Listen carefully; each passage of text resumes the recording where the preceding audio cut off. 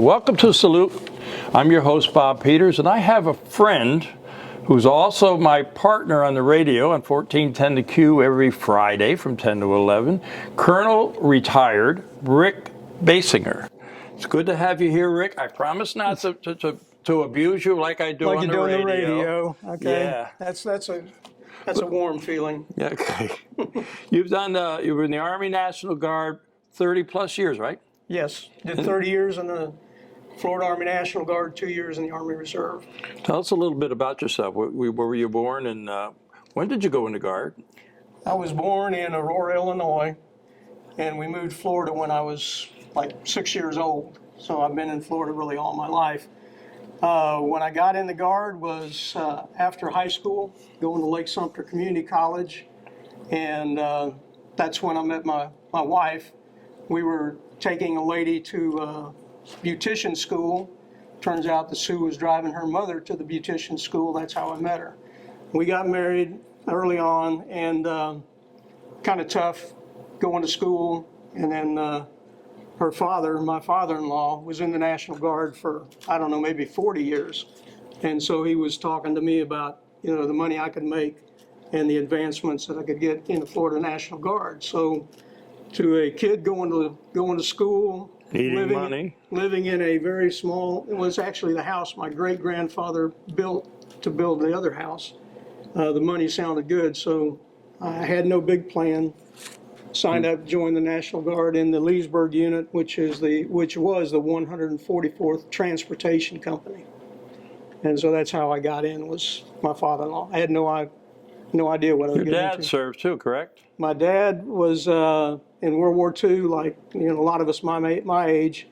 He was a member of the 668th Topographic Engineer Company, and they made maps and they made models. He went to England during World War II, probably 1943, and they pulled him and 5 other guys out to do a special project, and no one else knew what they were doing. They referred to him as the Secret Six.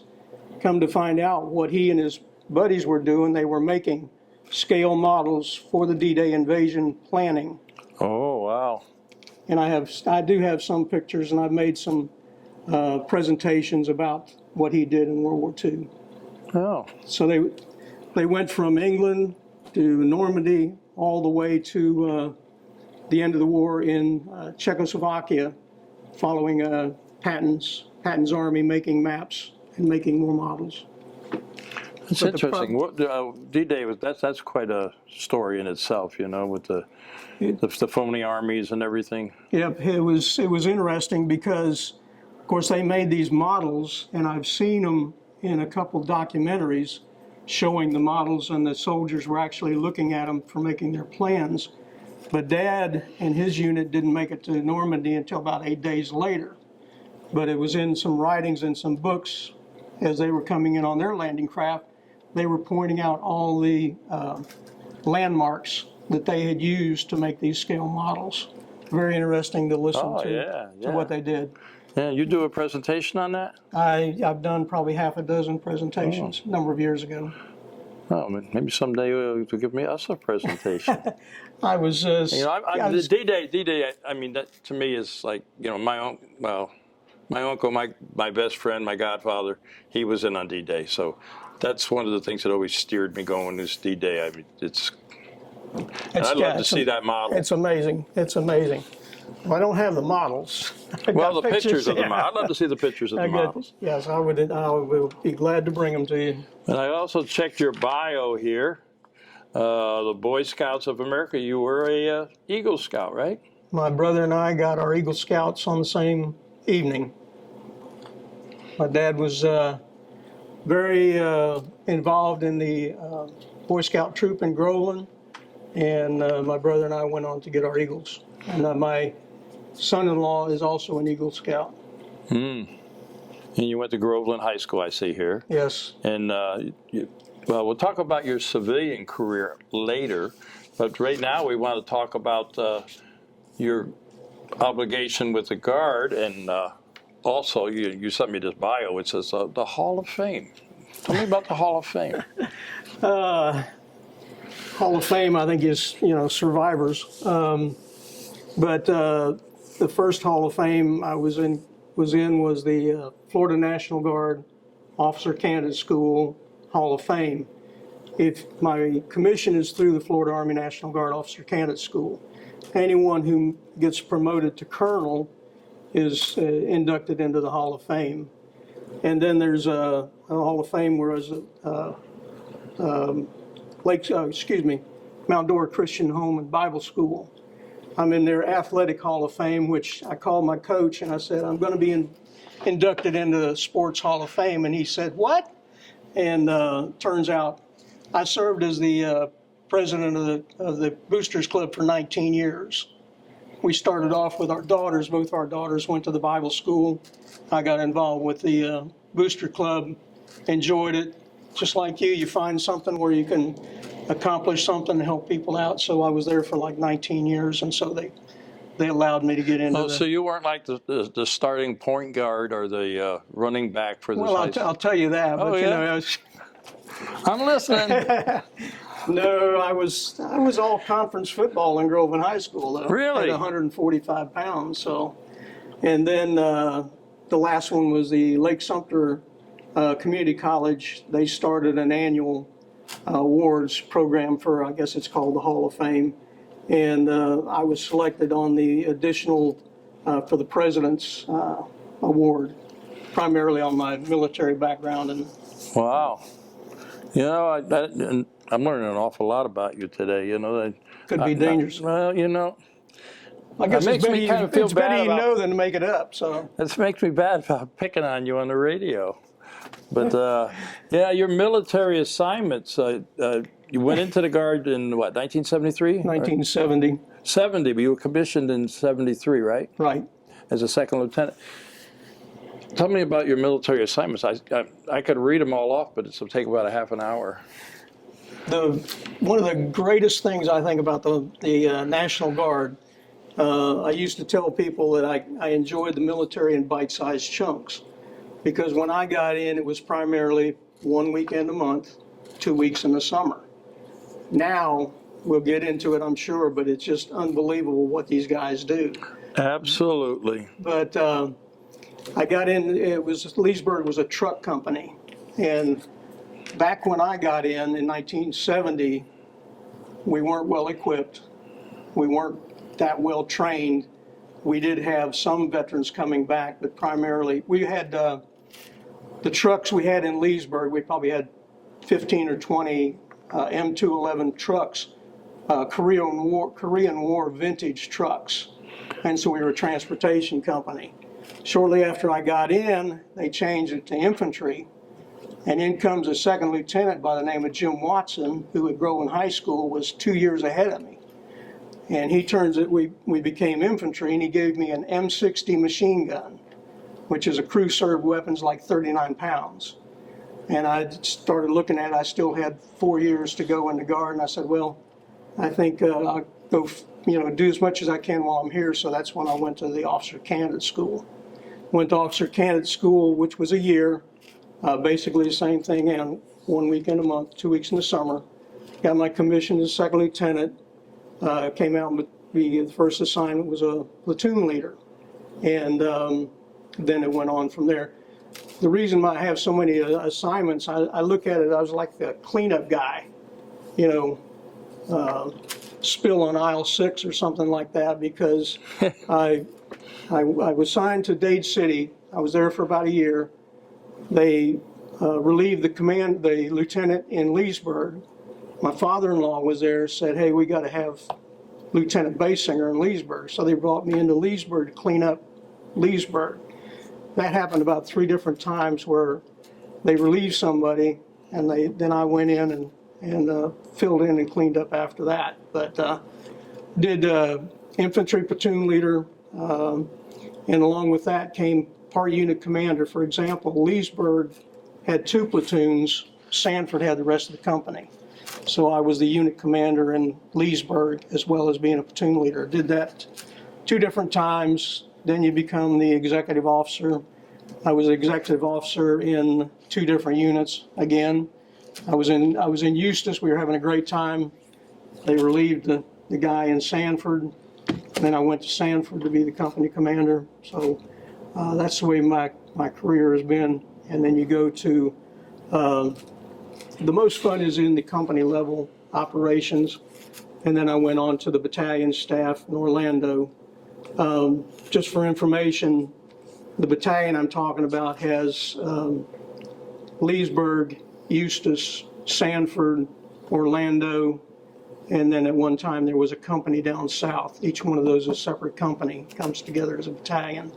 And that's primarily what happened throughout the state. The battalion is not there.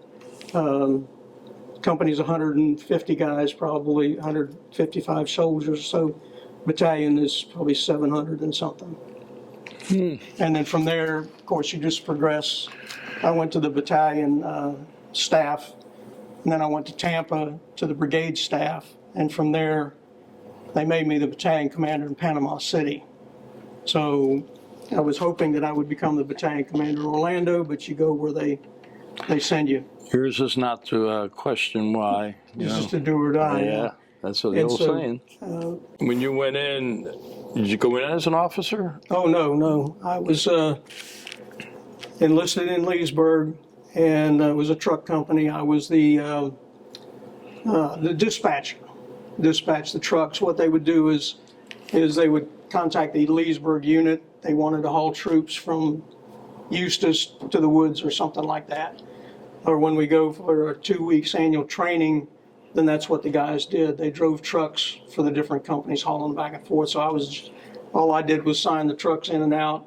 And then they made the unit infantry, and then I was just a grunt infantry guy in a rifle platoon. And that's when then Lieutenant Watson gave me this machine gun. And I decided that, hey, if I'm going to be in here for 4 more years, I see what I could do and get a little bit more training, and that's when I went off to officer candidate school. So you had to go the whole bit. You went from a lieutenant to a captain to... Oh, yeah. I was commissioned as a second lieutenant in 1973. You stay there for probably about 3 years, then you become a first lieutenant, same thing, 3 years, and then you become a captain. Captain, if I remember correctly, was 4 years, but then they can extend you a little bit beyond that. And then captain, you can go to battalion staff, which, I went to battalion staff. Then you're promoted to major, which is definitely, you go to battalion. I was the operations officer as a major, the executive officer as a major. I did both of those positions.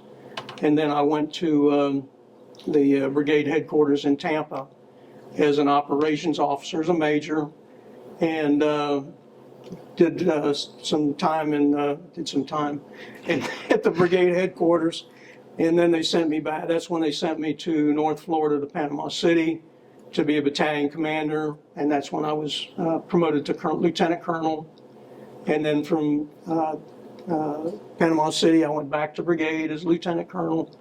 And then they found me a job in the Army Reserve for promotion to colonel. There's a pyramid, you know that, when the rank. There's a lot of people down here at the bottom, and the higher you go, the sharper it gets at the top. Yeah, right. And I was approaching, when you get to be an officer, you have a mandatory removal date. If you don't get promoted by whatever for that rank, then you're out. Really? I didn't know that. So, captain, I think is like 7 years. Major's probably 7 years. I don't remember exactly. But I was approaching that mandatory removal date, and thankfully, the good thing about the Guard, they really know the individuals. So they went out and found a colonel slot that I could apply for. And so I applied for this slot in the Army Reserve. And I was promoted as colonel. And then later on, this same second lieutenant that gave me the machine gun was the assistant adjutant general, and he wanted me to come back to help him with some large exercises, so he brought me back into the Guard as a full colonel. And so I was able to retire from the Florida National Guard, which was really really meant a lot to me. Well, I give you a lot of credit, my friend. You did a lot of work. Like I said, I'm almost going to feel sorry about picking on you on the radio station like I do. Well, then let's talk a little more. Yeah. No, I tell you, we what? have so much fun. Yeah, we do. You and I and the other Colonel, Keith Oliver from Marine Corps, who writes for the Daily Commercial, and we get together. But I have a lot of respect for you, sir. One thing I wanted to bring up that kind of touched on it is with the National Guard, you know these people for so many years. Just like I was telling you, I knew this guy in high school. He came into the Guard. I was a second lieutenant, and I knew him and worked with him. I was his executive officer when he was a battalion commander. I was on his staff all the way up. He was the assistant adjutant general, a brigadier general, and he knew me, knew what I could do, and brought me back. That story goes on and on and on. Your career, you just meet the same people, and so it's good if you do a good job because they remember you. So that was a good thing. But you were talking about Colonel Oliver that we have on the radio. We team up on the radio. I served with his brother, or his brother was in my unit in Leesburg, probably in 1975, 76. Jim Oliver, and he was just a E4, and he went on to head up the recruiting for the Florida National Guard as lieutenant colonel. So I knew him before I knew Keith Oliver. Wow. So the Guard is really really close knit. Yeah, I really, don't know a lot about the Guard. My very first show was in January 2010. I did it at the Armory here in Leesburg. That was my very first salute show. And I learned somewhat about the Guard. We wanted to do something at the AMVETS, and they tried to keep it quiet. They were going overseas because they don't want other, the wackos out there to give the family a hard time when they know the husband or the lady who's in the Guard has been deployed. So, they kind of keep to themselves a lot. I'm sure you guys all work together as a Guard unit, but I'd like you to explain to me the Guard. What is the difference between the Guard and the reserves? And also, the mission of the Guard nowadays is really, really, I've been around a little bit, and I've seen how much they do nowadays, especially with all these disasters and riots and everything. It's amazing. You want to talk a little on that?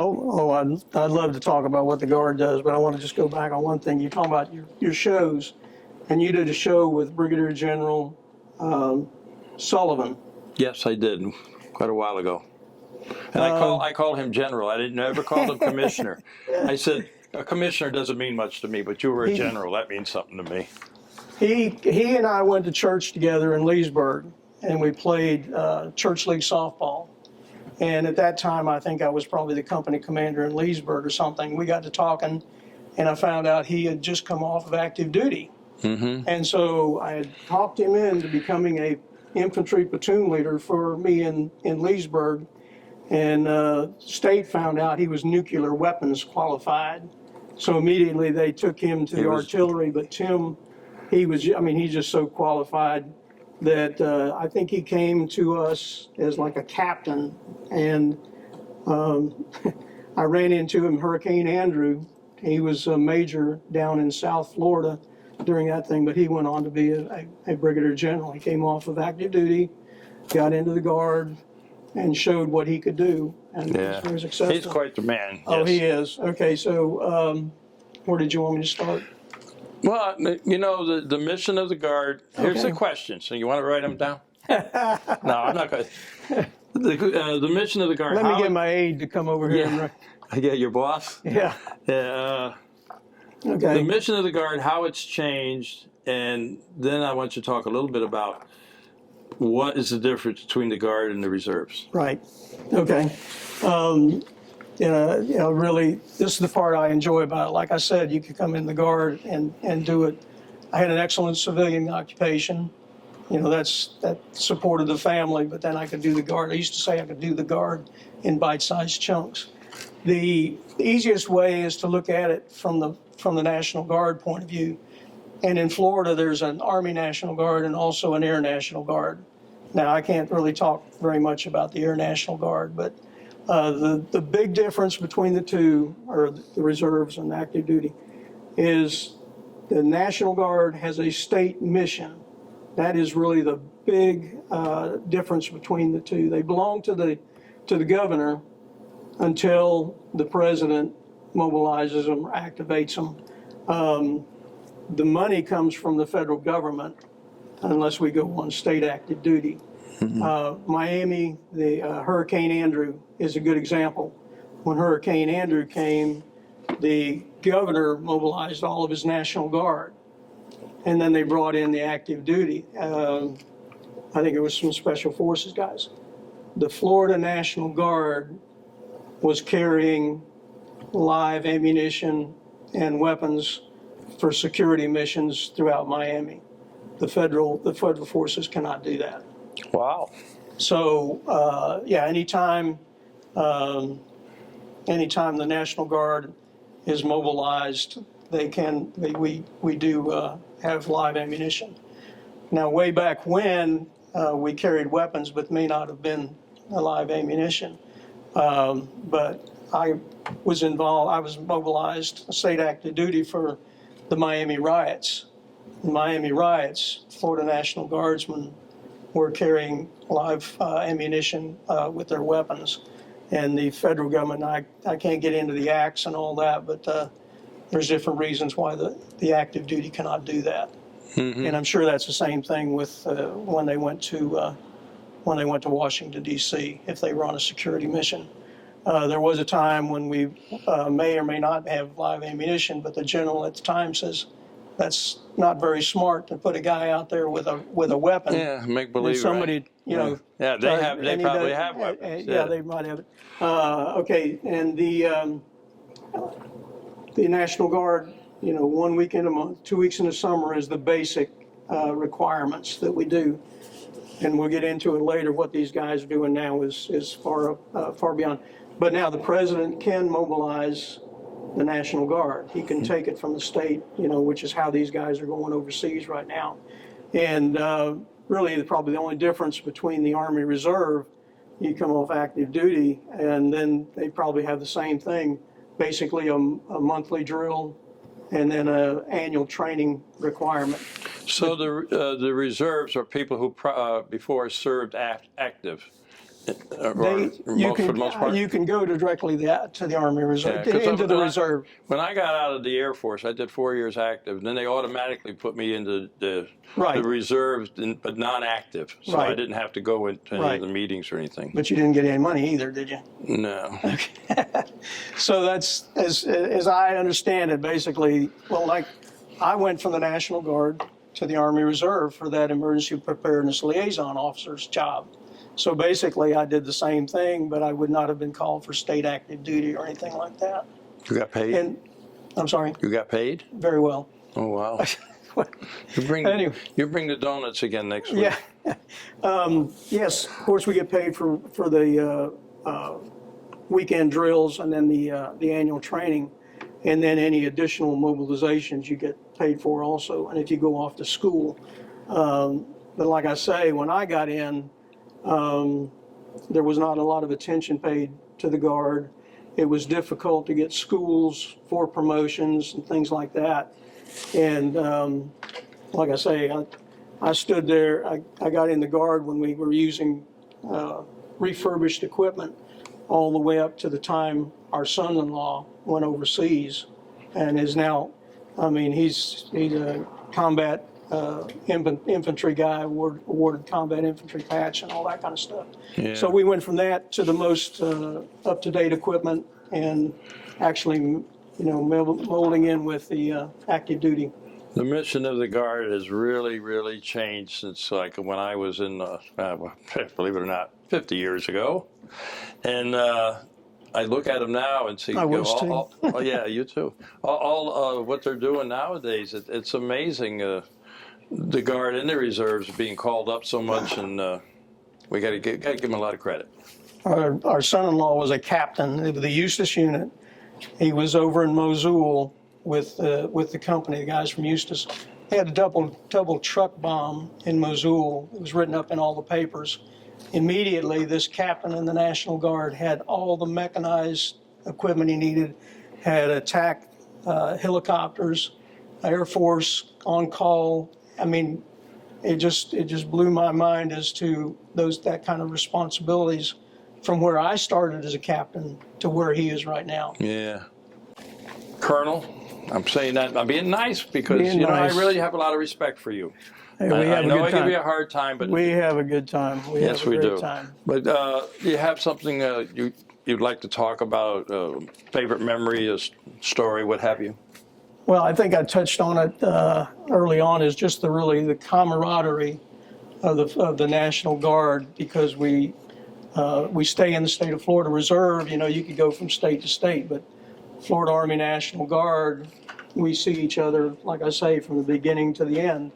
I had a medical situation. After that was taken care of, about half a dozen of my long-term friends came down and had lunch with us, and their spouses. My wife knows those spouses. We have an annual National Guard Officers Conference where everybody gets together. So it's very close-knit. You touched on something a while ago I wanted to mention. The families, very tough on the families. I mean, for example, active duty people, I would assume, pretty much are on post. They're on the post. bases or forts. For example, when my son-in-law was deployed,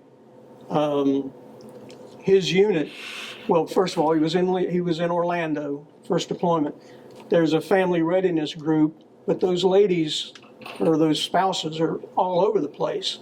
So it's tough to get them together to meet, to support, and everything else. But they do the best they can. When my son-in-law was deployed last, his unit was in Miami. So my daughter is up here in St. Augustine or Mount Dora at the time. All the other spouses may be in the Miami area, but they're spread out all over the place. So the spouses in the National Guard, it's really it's a tough row to hoe, because they're not close. They may not be close to the unit. Just like when I was in Panama City, we were living in Mount Dora, so my wife was not really able to be involved with the other spouses and things like that. Yeah. So that's a tough part of the National Guard.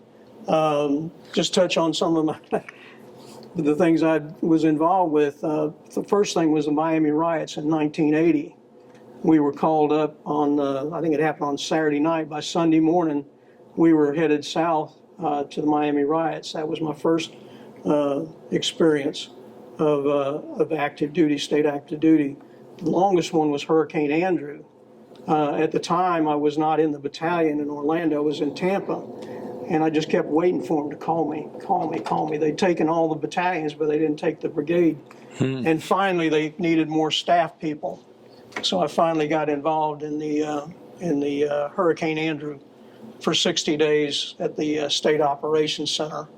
And then I was in the Panhandle for Hurricane Opal and Hurricane George, which were really catastrophic. So that's the other side of the Guard, which really we start out with, was the support of the civilian and support of our state in times of emergency. And now it's what you were talking about, all of these mobilizations and things. I've been to Panama more times than I can remember. The Jungle Operations Training Center in Miami, we were there in 1974. Annual training used to be called summer camp, and it was 2 weeks, but you would train through the week and then you get the weekend off. All of a sudden, we went to the Panama Canal, and it was 9 days straight, and you never came out of the jungle, and that's where it really started speeding up. It's almost like somebody knew at this point the National Guard needed to be combat ready and deployed, because when I got in, it wasn't all that stressful. And then the train kept going faster and faster and faster. We went to the Joint Readiness Training Center in Camp Shelby, Mississippi, where it's like everything is like real battle except for no bullets. It was all lasers, and I mean that was real world. If your laser went off, you had a card that said what your wound was. You had to be treated by that wound, or you were taken out of the program. Oh, yeah. So I am proud to say that I started from here, and then when my son-in-law go. And the other thing is, we went to our son-in-law's change of command. He just came out of battalion command, but there were guys who were still in uniform who remembered me. So it's just we're still very much involved with what's going on and who's who. My first, like I said before, my first show I ever did was with the Leesburg National Guard. And everybody thinks, okay, I'm with the Leesburg National Guard. I must live in Leesburg or used to this. How far away could you be to be a member of that particular guard post? As far away. I mean, they have to travel for weekend things. They have to come pretty far sometimes. Yeah, well, it depends. That's a good point right there, because an enlisted person can enlist in, like I did. I enlisted in the Leesburg unit as a private, and you could stay all the way probably till a Sergeant E5. But then you have to have a slot to be promoted. Now, you could probably stay in a unit like that up until E5, definitely, Sergeant E5, maybe an E6. There could be only 8 E6s in the entire company. Then you start having, you also are competitive. There's nothing automatic after you get to be an E4. Yeah, everything has to be, selected, and that's the other thing. The education requirements in the Guard now are far beyond what I experienced, because they didn't provide the money for us to do that. And then, like I told you, okay, I stayed in, I stayed in Leesburg, Eustis area as long as I was a captain, but then I had to go to Orlando. I went to Orlando, and I stayed to be a major. Okay, after major, I had to go to Tampa to have a major slot. Wow. Then to be a lieutenant colonel, I ended up in Panama City. Our son-in-law, for example, he was fortunate to stay in Central Florida, but to be a battalion commander, there's only 3 infantry battalions. There were only 3 infantry battalions, 1 lieutenant colonel slot in each one. He ended up in Miami for his command assignment. So I wanted to get that out because everybody seems to think, well, you got the Armory right there. Oh, those guys are all local guys, and it's not. No, they're not local. They're all over the place, and I thank you for explaining the difference with the Guards and everything, and I thank you for your service, my friend. But I do have a time limit. Yes. And it's, one more thing. Got one more thing. You got one more thing? One more thing. Yeah, I saw that's on a TV show. One more thing. No, you just touched on it. I just can't, and I try and do it on the radio, is thank the employers of these guardsmen. Oh, yes. Just like you were pointing out, these guys who went to Washington, D.C. and everything, not to mention the guys who have their own businesses, but I just can't say enough about the employers who maintain, keeping these guys on when there's somebody calls them away, and the spouses and families and what they go through. And then, of course, people, just like James, do so much for the community, and there's people that do for the family. So I'm glad you triggered that in my mind. Okay. Can't thank those people enough. You're right. You're absolutely right. I mean, or you for allowing me to say that. Well, I'm easy on you today. But, Colonel, time to say goodbye. But I'm going to leave it with this. I'm very impressed with the Guard and what they've been doing and the mission of the Guard nowadays. And I think you were very eloquent in talking about how it's all changed and how much commitment is involved nowadays. And with that, we're going to say goodbye, okay? Sir, you're in charge. Colonel. This is your show. Ready? This is your show till next Friday. That's right. Well, it is still your show on Friday. All right, you ready? I'm ready. You know how this works. Yes, sir. So all our veterans out there, active military and their families, we salute you for all you do. Till next time.